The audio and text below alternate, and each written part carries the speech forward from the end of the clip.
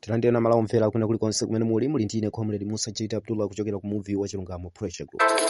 Movie wa Chilungamo kuyimira Chilungamo kuunikira Malawi ku Chilungamo. Kulinga chathu ndikulankhula Chilungamo kuyanjanisa Malawi ku Chilungamo. Kuyanjanisa Malawi komanso kusogolera Malawi ku Chilungamo chenicheni. Amalawi atenge Chilungamo osati mabodza ya. Mitundu ndi zipembedzo tikhale anthu ogwirizana kuti dziko lathu lipite chitsogolo. Kusasankhana mitundu kapena zipembedzo iya. Imeneyo ndi imene tinabwerera pano kuti Amalawi ife sitizabwera ndi bodza yayi koma Chilungamo chokachoka. Lero lino ndafunanso kuti tiyambire kumene ku dziko la United States of America ndi mmene mbuyomo amanenera kuopseza dziko lina lililonse kuti iwo ndiye ndi masopawa a dziko lapansi lino. Ndipo palibe amene angawagwedeze iyayi mu nkhani yochita ziganizo. Aliyense amene amasusana ndi chiganizo ndi iwowo sangakhale ndi moyo, ndipo dziko lawo silingapite chitsogolo koma kuti limapasidwe masanction. Koma tutaona anthu amenewo kugonja tsopano angakhale pali zolankhula zochuluka kwambiri. Koma tikuona kunena kuti masuperpower watu tsopano akutopa. Maiko awiri otchedwa kuti superpower ikutopa tsopano. Zolankhula zikutha tsopano. Nayonso Iran ndi pamene ikunena kuti ife tikwadikirira iwo abwere nkhondo sitinayambe. Akangoishosha ifeso tiwatira mabomba.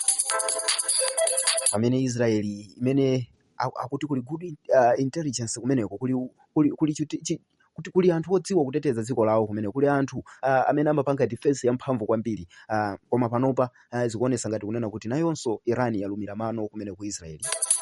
Nawa Israeli pamene akuphulisa ku mzinda umene uchi wa Tehran kuli zinthu zosiyanasiyana dziko lapansi si zinthu zoti tingamazichemelere. Nkhondo simangamizi. Timanena pano kuti nkhondo singabwerese mtendere koma mavuto kwa anthu okhala m'mayikomo. Ndeti mapempha mayiko amene wakunena kuti tadekani tapupezeni mitima takhalirani pansi ndikukambirana ndikuona kuti kodi chitsogolo chake ndi chotani.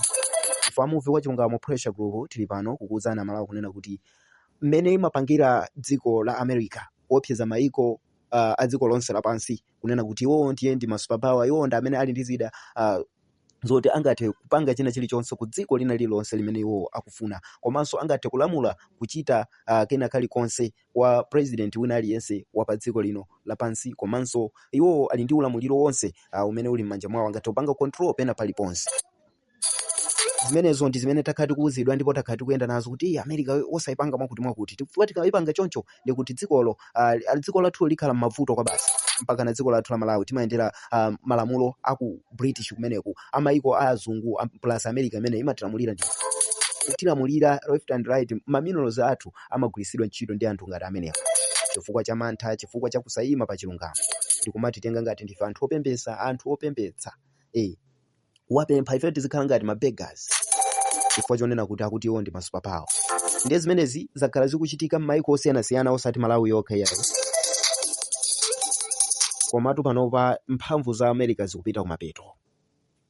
Titengerenso mu nkhani imeneyo kunena kuti chimodzimodzi ku Malawi akuluakulu pa 16 September Amalawi tinapita kukavota. Ndipo tinakavota mtsogoleri amene ife Amalawi tinkamufuna kumtima kwathu kuti atisinthire kapena kuti akwanitse iyeyo kuthana ndi mavuto amene ife Amalawi timakumana nawo. Nkhani yayikulu imene imakambidwa mkamwa ndi katangale, corruption. Tikamanena kuti corruption anthu sakumvesa kwambiri koma kuti tinene kuti kuba.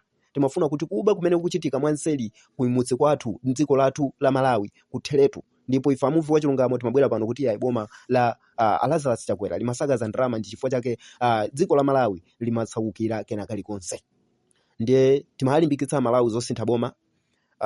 Makamaka timalankhula chipani chija cha United Democratic Front kuti Amalawi nangati akufuna kusintha akavotere mtsogoleri amene ali Hon Atupele Muluzi chifukwa cha masomphenya amene amabweresa nawo ponena kuti dziko lathu la Malawi sili kufunika ma handout koma zikufunika trade and investment. Tikalola ma investors kubwera m'dziko lathu ndikubweresa ma company, ndikubweresa ma business, ndikuti Amalawi akhala ndi ndalama nthumba. Akakhala ndi ndalama nthumba akhala ndi chakudya. Mfundo imene inatigwira kwambiri komanso ndi plan yake ija imene anabwera nayo kuti the business first plan.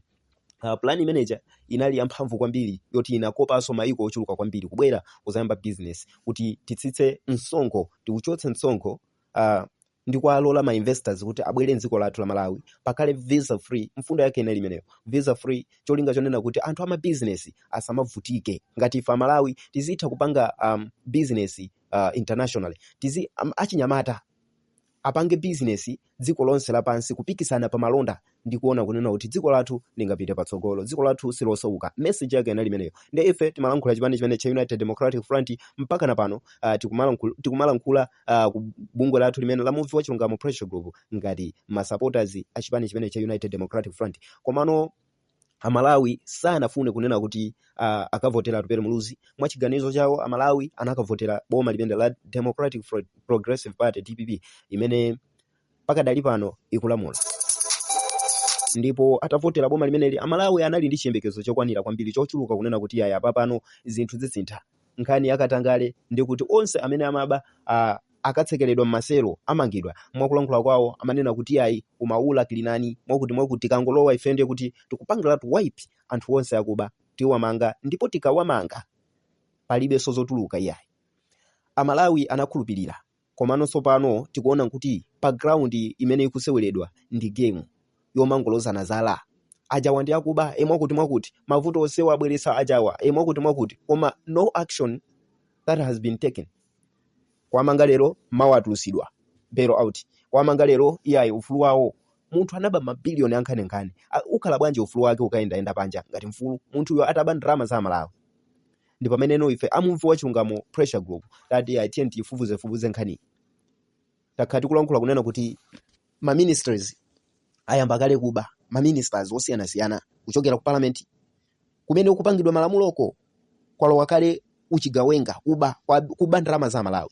Timakamba pano ndrama zonena kuti akufuna kugula magalimoto anyuwani akuti ndrama yawo imene amapasidwa 40 million ikuchepa ndi awaonjezera ziwapasa 300 million ndi cholinga chonena kuti azigula magalimoto zapamwamba. Nkhani imeneja pakadali pano pamene ndikulankhula pano is not approved yet but it will be approved soon.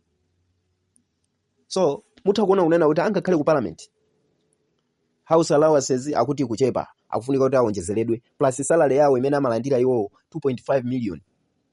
Ndiye kuti mutha kuona kuti ndrama za nkhani zimene zikuonongeka ku nyumba imodzi aphungu okwana 229 azilandira ndrama imene yoyo plus iso pamenepo mulonda amene azilonda amene amayang'anira nyumba yawo kwa ayang'anira iwo pamene amayenda amene wonso azilipiridwa ndi boma. Zimagalimoto zimene iwo azikwera 1.5 million ya mafuta ku tankala yawo ndi ndrama za nkhani pamene anzathu Amalawi akuvutika kumudzi ovota ene yake akuvutika kumudzi. Tisunthe pamenepo. Timanena kuti Minister of Finance si munthu onena kuti ndikunkhulupirira. Timalankhula ife pano kuti akulu boma la DPP zimene apanga kutenga mbava ndi kuzipasa maunduna osiyana ndi kumagwira nazo ntchito sangasinthe ndipo sangathane ndi katangale. Kwa amene mumatisatira komanso kusatira ine comrade Musa Jeda Abdullah ndi kuti mukhala mboni yanga. Timalankhula kunena kuti yayi akulu ungotenga kokha koma ministers onena kuti ali ndi milandu ku court akuyendera ku court kukayankha mlandu. Pamenepo ndi pamene pali vuto. Ena amatukwana ena amalankhula zawo. Munthu akangolankhula choncho ndiye kuti amaopsezedwa. Yayi inu mumangidwa mwakuti inuyo mwakuti mukubakira ndani zolankhula mbwi. Koma pakadali pano Malawians have come to know that no, something went wrong. China chake chasokonekera pa chifukwa katangale ujano ndiye watulukirano pambalambanda ndi kukhala poyera kuba. Tisamati tukatangale chifukwa tikamati katangale mwina simu kuba misonkho ya Malawi mwanseti. Izizi zimene tikulankhula apa sinkhamba kamwa chabe yayi.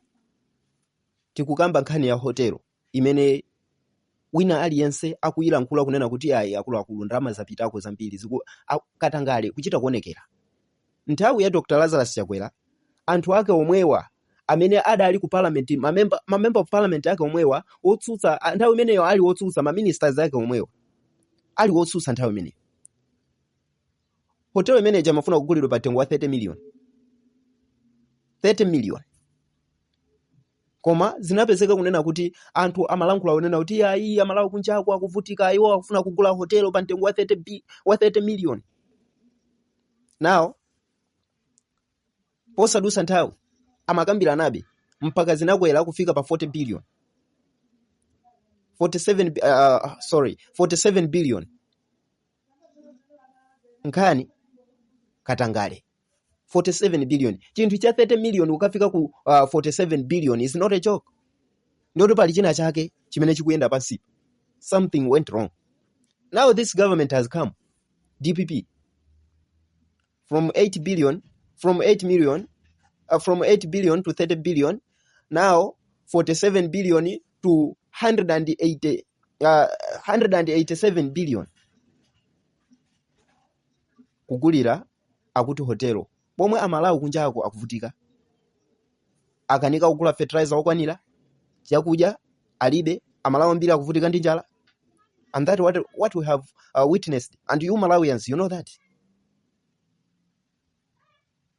Muntu akupezeka kunena kuti kungolowa kumene iyayi ineyo I want to own bank, ndofuna usegula bank. You know who is he? Akuti walemerano panopa akufuna asegule banki yake. Ndrama wazitenga kuti. Bwanji sama asegula mbuyo mosemu. Now tisuntezo. Iyayi kungodusa kanthawi. Panopa ineyo ndagula ujeni company ya security. Mwakuti panopa ifeyo ndamene titenga contract yako MRI kungozuzula iyayi basi yakhasulidwa. Katangale khayo. Katangale. So we asking ourselves and we don't get the answers. When this country is going to change? That's the question. When the corruption is going to end? That's the question. We need the answers. You promised to the Malawians that we are going to end corruption. But yet you are doing it. You are now there. You got the throne. You are doing it. Tukufuna tichenjeze boma la Amtalika. Kunena kuti, if you are not going to change, if you are not going to arrest this individual, these official members of your cabinet, I'm telling you, your history, it will be useless. Mr. President, mukulankhula zabwino. Let me congratulate you here. Mr. President, nditu mukupanga maplani anu abwino, kulankhula zinthu zabwino, zimene zikutuluka pakamwa pano. But on the ground, there's no action. What's the problem? Anyamata anu nda amene akusokoneza. Ndine Comrade Musa Chaita Abdullah, pompano pa Chilungamo radio station muli nane ndisi. Kalani pompo osatopa, tili ndi zambiri zoti zikambe pano. So yasanduka nkhani kunena kuti ayi amene ujayo akulankhulira kunja mwakuti bwanji sakubwera kuno ndi azilankhula pa ground. No, it's not like everyone can come can be there in Malawi for the sake of to stand with Malawians. No, we have right to speak no matter we are not there. Ufulu umene tili nawo, tili ndi ufulu umene oti tizilankhula ngakhale sitili ku Malawi. Nanga titaona kuti chinthu chikusokonekera, that is our country. Ndi dziko lathu. Tilankhule basi. Palibe amene azibwera ndi kumati chinga kunena kuti ayi osalankhula. No. Tizilankhula. That's the movie wa Chilungamo pressure group. Nanga ti movie wo ukubaya, ukupwetekani. You better change. You better change so that we will stop. Tifasi tingasiye kulankhulako nanga ti inuyo mukupitirizabe kumachita zinthu zosakhabwe. Mr. President, again, fulfill what you have been telling Malawians. Sitisekelera munthu wina aliyense kaya ndi ndani kaya ndi wakuchipani wochita chinyengo mu boma line ndipo amangidwa ndipo achosedwa ntchito. Is now the time to fulfill. Anyamata anu akuchita zinthu zosayenera pa misonkho ya Malawi. Taonani kukwera kwa misonkho kumene kwakwera dziko lathu la Malawi. China chilichonse pansika chikungokwera. Kudula. Ndiye a Minister of Finance amabwera ndi kuima iyayi mene tikuyigwirira ujeneleti mwakuti people they don't need that. Tikufuna kuti zinthu zitsike mitengo. Mukatsitsa zinthu mitengo mwapasa Malawi ntchito. Amalawi mukapasa ntchito kaya ena kwangongoza ndrama zija azipanga ma business. Kumeneko tilolene achinyamata kuti tiziyenda maiko akunja kukaoda katundu kunja kubwereza nziko lathu mwa ufulu. Ndicho linga chonena kuti forex nziko lathu muje nziko lathulo ipezeke. but the problem muli ndi mtima wina wake onena kuti ayi tikapanga chonchi ndi kuti amalawi alemera. Ifeyo pazivuta kuwauza ziganizo. No, it's not like that. The good leader cannot fear its people. But you have left your people behind. Then you go with your pocket. You forget people that were voting for you, which is not right. Tikulankhula ife amuvi wa Chilungamo Pressure Group kunena kuti this nonsense have to be end. Zoti ena akalankhula ndazibwera wina wake yayi tikumangani. Ife tusoko tipanga zimenezo ngati America ambuyanu. America atu imaopseza maiko. Iyo ikukanika kuopseza Iran. Ikukanika kuthana ndi Iran. The same attitude you have, please, Mr. President, tell your ministers to change. And we request you to arrest them immediately. Mukwaniritse malonjezo amene muda walonjeza amalawi.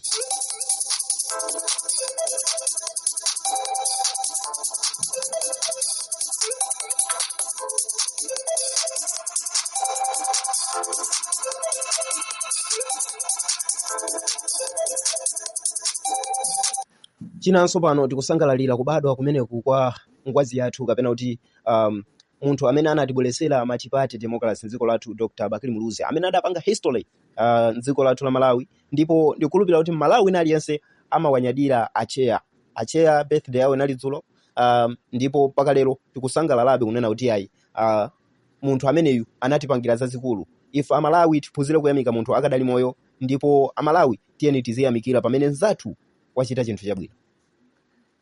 Chinanso chimene tikufuna tilire nawo, tikulira ndi mabanja onse amene akuzidwa ndi nyengo ya madzi imene flood akuti na Apollo makamaka kuzombaku akuti anaphulika mpaka na mmangochimu madzi ndithu, ziweto manyumba akukokoloka, mbewu zapita, zimenenso chili chipinjo kwambiri kwa ife Amalawi, chifukwa tikudziwa kunena kuti kwa mabanja amene onde kuti kukhala njala yazaoneni munthu kuti afikenso pomanganso nyumba ina sipano.